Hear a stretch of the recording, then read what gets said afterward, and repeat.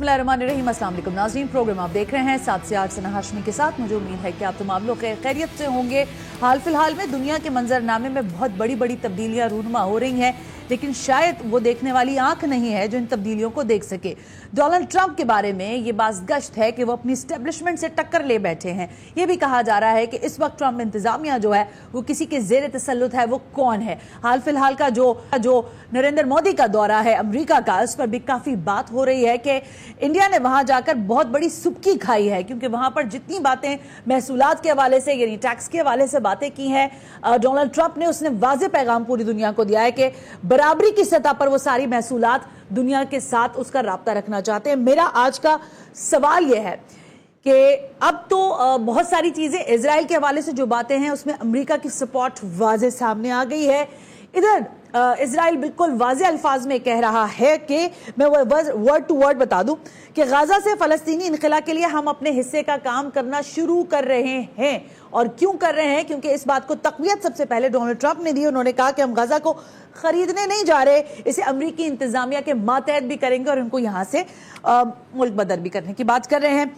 मुझसे बेहतर बात करने के लिए मशरिक़ वस्ता में इस वक्त किस नए प्लान पर काम हो रहा है, आइंदा आने वाले दिनों में कुछ लोग हिट टारगेट होने वाले हैं, इस सब पर बात करने के लिए जहमत दी है सेनेटर फैसल रजा आब्दी को। सेनेटर साहब थैंक यू वेरी मच। क्या कह रहा है सेनेटर साहब? पहले तो जाहिर है इंपॉर्टेंट बात है अमेरिका की, और अमेरिका इस वक्त पूरी दुनिया के लिए एक डिबेट बना हुआ है, डोनाल्ड ट्रंप डिबेट बने हुए हैं।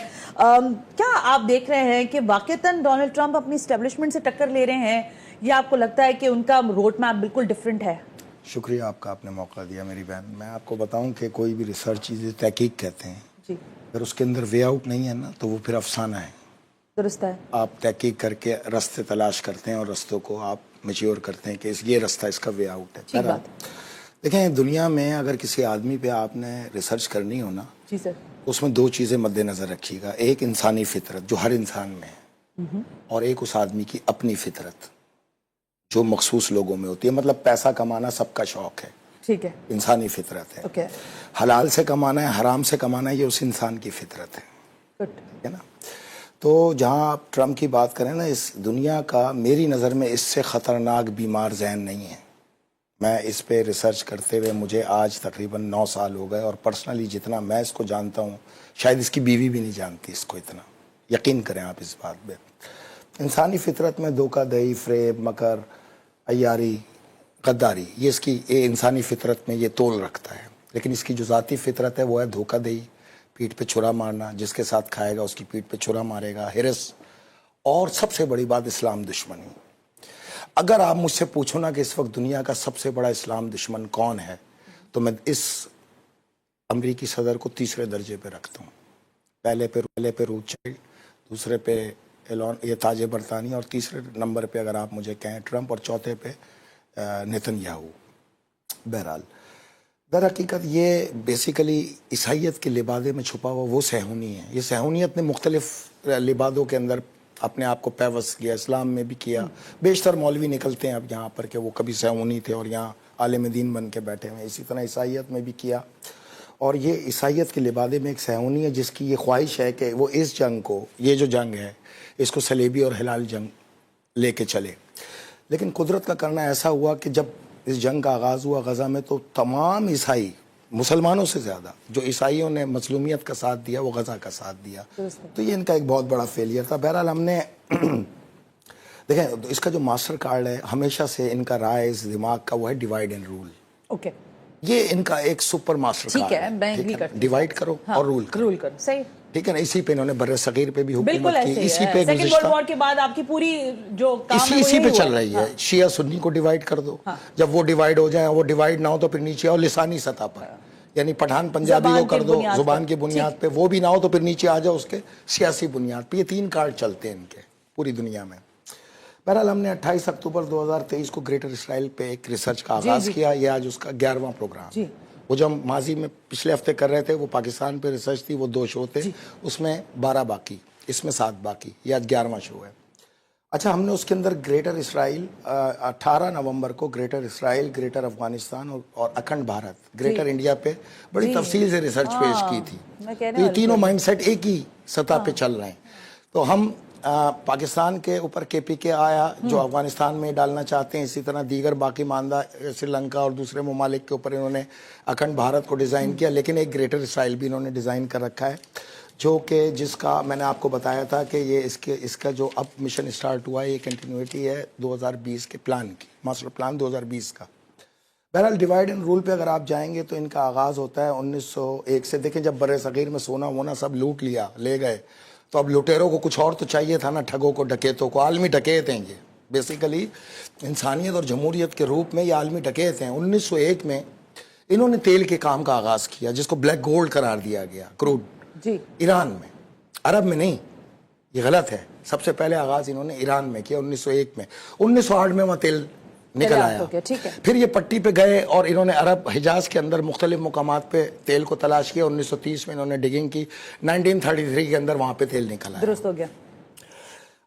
جھٹکا ان کو کہاں آیا؟ اب 50 سال یہ لوٹتے رہے ایران کو، کوئی حصہ نہیں، 30 سال لوٹتے رہے عرب کو، کوئی حصہ نہیں، تیل نکالا اور لے گئے۔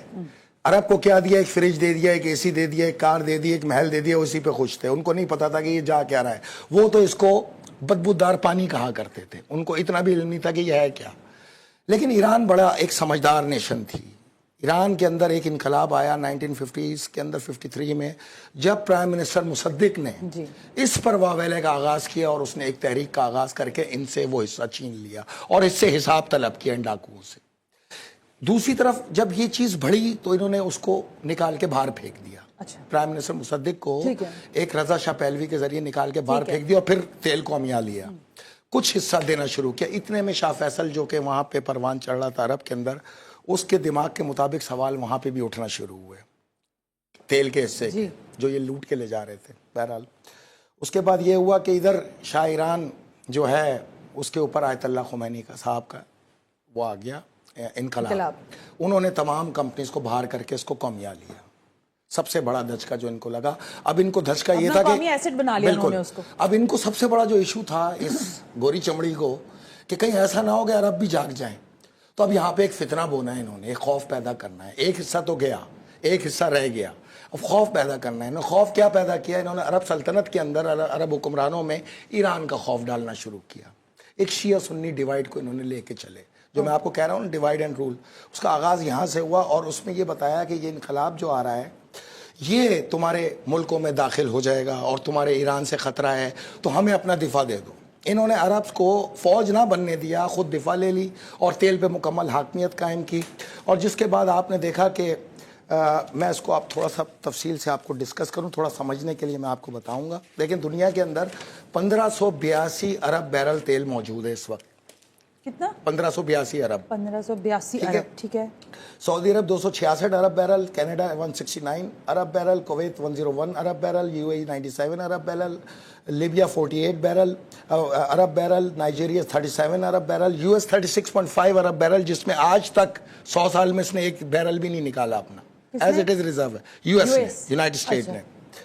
کازکستان 30 ارب بیرل، قطر 25 ارب بیرل، برازیل 12.7 ارب بیرل، یہ ایک بلاک بنا دیا، امریکن بلاک، ٹھیک ہے، انڈر دا کور آف ارامکو، ٹھیک ہے۔ اب یہ وہ تھے جو ان کو تیل کے ساتھ اپنی پارٹنرشپ میں لے گئے، ٹھیک ہے۔ اس کی کل مالیت بنتی ہے 57,750 ارب ڈالر، ٹھیک ہے، یعنی $70 پر بیرل سے اگر آپ لگاتے ہیں تو 57,750 ارب بیرل بنتی ہے، یہ مالیت ہے ادھر ایک بلاک میں۔ اب مخالف بلاک جس نے ان کو نکال دیا، نہ پارٹنرشپ دی نہ لینے دیا، وہ کون؟ ایران 158.4 ارب بیرل، اور جو 53 ارب بیرل آ رہا ہے تو 211 ارب بیرل کے ساتھ ایران۔ عراق 142 ارب بیرل، رشیا 80 ارب بیرل، چائنا 25.6 ارب بیرل، وینزویلا 300.9 ارب بیرل، سب سے زیادہ تیل کا ذخیرہ رکھنے والا۔ یہ کل مالیت، یہ کل بیرل ہے 760 بلین بیرل، اور اس کی جو کل مالیت بنتی ہے وہ بنتی ہے 53,200 ارب ڈالر۔ تو انہوں نے 1 لاکھ ارب بیرل کے مسلمانوں کے ذخائر پہ قبضے کا فیصلہ کیا، ٹھیک ہے۔ اب پوچھنا صرف یہ تھا کہ چلیں یہ تو ہو گیا، اب یہ آپ نے کر لیا، لیکن قبضہ کیسے کریں؟ ایک اسٹیج سجا 2019 میں کووڈ-19، ٹھیک ہے۔ الحمدللہ اپنے FRA ریسرچ سیل کے سرکل اور ٹیم سے اس کو ہم نے ڈسکرائب کیا، اخذ کیا، اور ٹی وی پہ بیٹھ کے بتایا کہ یہ ماسک ہی کرونا ہے، اس کو اتار دو، ہم نے اپنے ملک کو زیادہ بند نہیں ہونے دیا, 7 دن میں یہاں خوف ختم کر دیا. لیکن ایک انتظار تھا, 21 دن اس کا انتظار جاری رہا. ہم نہیں آ رہے تھے ٹی وی پہ, یہی چینل تھا, اینکر کوئی اور تھا. ہم نے بولا جی اب کیا کرنا ہے, اس کا ویٹ کرتے ہیں. ایک دم ہمیں ایک گرین سگنل آیا 20 اپریل 2020 کو شام 4 بجے کہ 30 لاکھ لوگوں کو میسیجز کیے گئے کہ آج تیل لوٹنا ہے. دیکھیں دنیا میں 99.99 ملین بیرل روز کا نکلتا ہے, تو ضرورت اس سے 20% زیادہ ہے. اگر دنیا چل رہی ہے تو آپ تیل نہیں ریزرو کر سکتے, جنگ ہو جائے گی, آپس میں لڑ پڑیں گے. تو انہوں نے کیا کیا کہ انہوں نے کیا کیا, ایک میسیجز کی, وہ میسیجز ہم نے ٹریک کر لیے اسی وقت کہ آج یہ میسیجز ہو رہے ہیں. میں نے آپ کے چینل پہ فون کیا, آج ہر